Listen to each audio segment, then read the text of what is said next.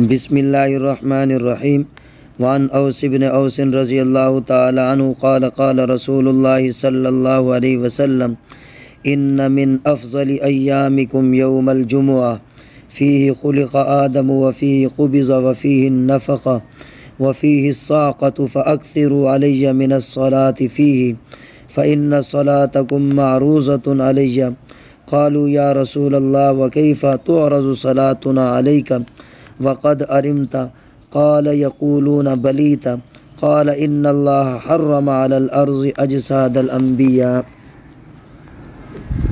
سیدنا اوس بن اوس رضی اللہ تعالیٰ عنہ سے روایت ہے، انہوں نے کہا کہ رسول اللہ صلی اللہ علیہ وسلم نے ارشاد فرمایا، تمہارے دنوں میں سے سب سے افضل دن جمعہ کا دن ہے۔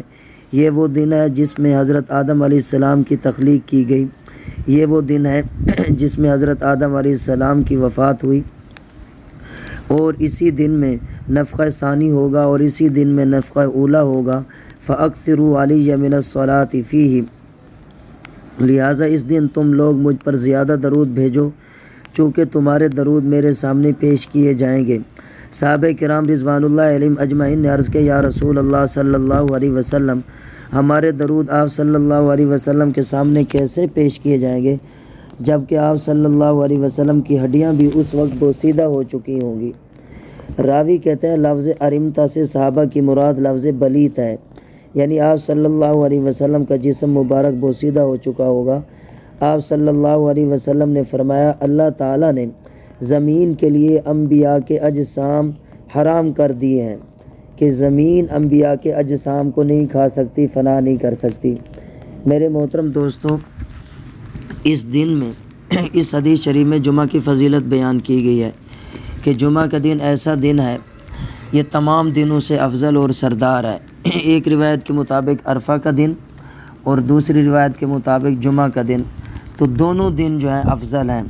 تو جمعہ کے دن کثرت سے حضور صلی اللہ علیہ وسلم پر درود بھیجنا چاہیے، اور آپ صلی اللہ علیہ وسلم نے فرمایا یہ وہ دن ہے جس دن میں حضرت آدم علیہ السلام کی تخلیق کی گئی، اور اسی دن میں ان کو اس دنیا فانی سے اٹھایا گیا، اور اسی دن میں نفخہ اولا قائم ہوگا، اور اسی دن میں پھر نفخہ ثانی قائم ہوگا۔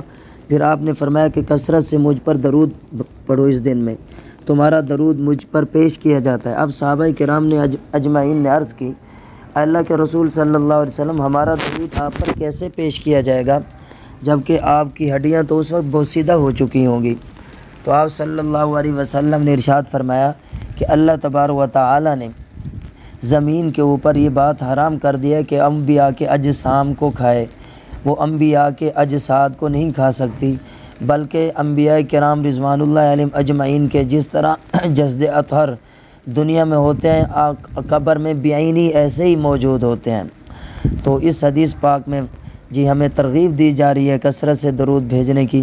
فرمایا کہ جو تم درود پڑھتے ہو وہ میرے سامنے پیش کیے جاتے ہیں، جو جا کر روضہ اقدس پر درود پڑھتا ہے آپ صلی اللہ علیہ وسلم بذات خود سنتے ہیں، اور اسی طرح سلام جو پیش کرتا ہے وہاں پر خود سنتے ہیں، اس سلام کو خود جواب دیتے ہیں۔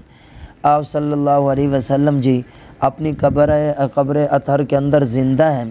الانبیاء احیاء فی قبورہم یصلون، انبیاء اپنے قبروں میں زندہ ہیں، نماز وغیرہ بھی ادا کرتے ہیں۔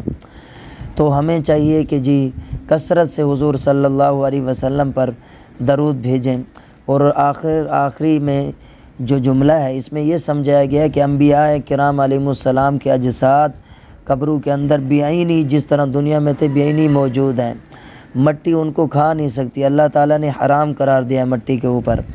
باقی عام مردوں کے بارے میں بعض کی تو وہ بعینی باقی رہ جاتے ہیں، لیکن بعض 3 دن کے بعد، 5 دن کے بعد، ہفتے کے بعد، مہینے کے بعد، سال کے بعد ان کی ہڈیاں بوسیدہ ہو جاتی ہیں۔ لیکن اللہ تبارک و تعالیٰ نے یہ شرف بخشا ہے انبیاء کرام علیہ السلام کو کہ جس طریقے سے اللہ تعالیٰ نے انبیاء کرام کو تمام انسانوں سے افضل بنایا ہے، تو ایسے اللہ تعالیٰ ان کو یہ بھی شرف عطا فرما دیا کہ ان کے اجسام، ان کے جسد اجساد مبارک قبروں کے اندر بعینی ایسے ہی موجود ہوتے ہیں جس طرح دنیا کے اندر تھے۔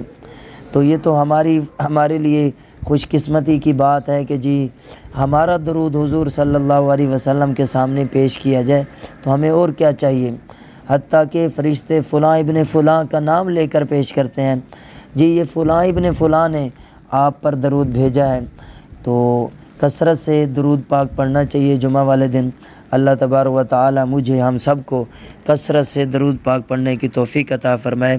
آمین ثم آمین یا رب العالمین۔